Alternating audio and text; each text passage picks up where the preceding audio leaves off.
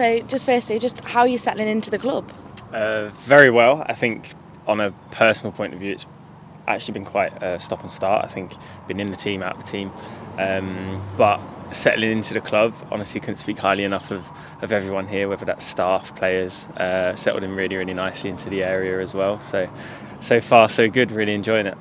And what have you found it with the teammates and the manager? How have you found those? Obviously, quite a few familiar faces. So it was nice to walk into a dressing room, to a training ground where you recognise quite a few people. And I think I'm at an age now where I've played for a certain amount of clubs. You always know someone who knows someone, or you've come across certain players from playing against them before. So straight away it puts you more at ease, and honestly just getting to know everyone. We've got a really, really good group of boys here, and obviously the staff are just here to support that as well. And you're still only young, but how are you finding it trying to stamp your place in the team? I think it doesn't matter kind of what age you are. Whenever you go to a new team, there's boys that have been there before.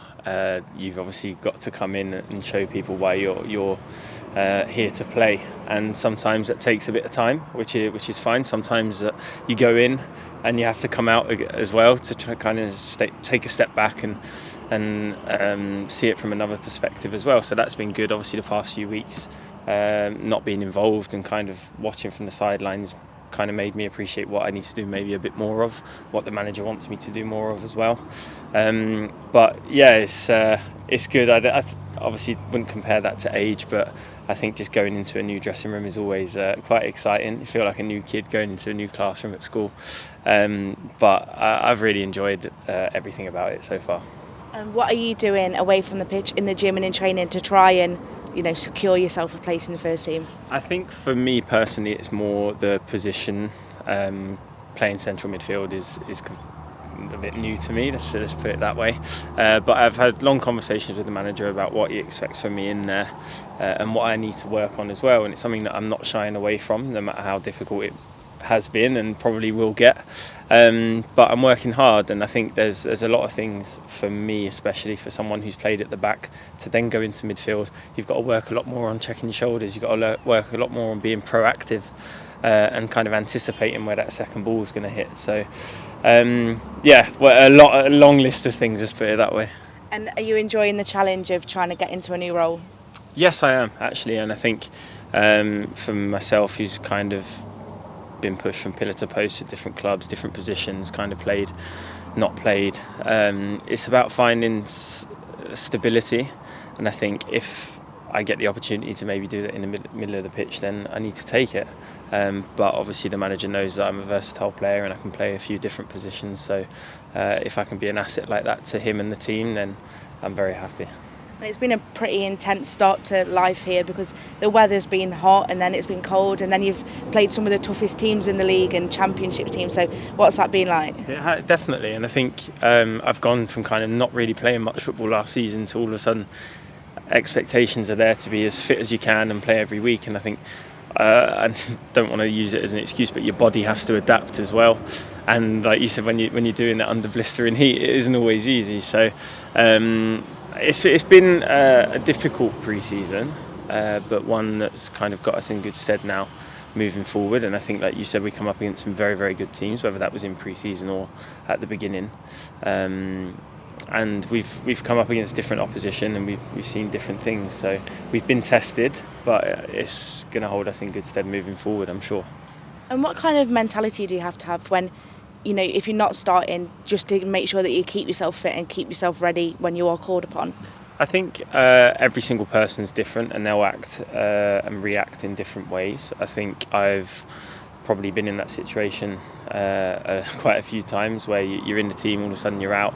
But the manager is very, very honest, and he'll give you the reasons as to why, which was the case. And I just think you need to take it on the chin, and you actually be mature and kind of take a step back and realise what you've done, how you can improve yourself as well. So I think if I was a 19-year-old and obviously being dropped, you act a lot differently to you do as a 25-year-old. So, but that's just a credit to the kind of staff and the mentality that they've installed into this dressing room as well. And there's kind of no sulking allowed, and I think even between us boys we wouldn't allow that either. So, like I said, I've been in that situation enough to know not to sulk and how to react. And have you been welcomed by the lads? Have they been good to you? Definitely been good to me. I'm living next door to Matthew Pennington as well, so we're getting on really, really well. But yeah, the lads have been top class. I couldn't speak highly enough of them.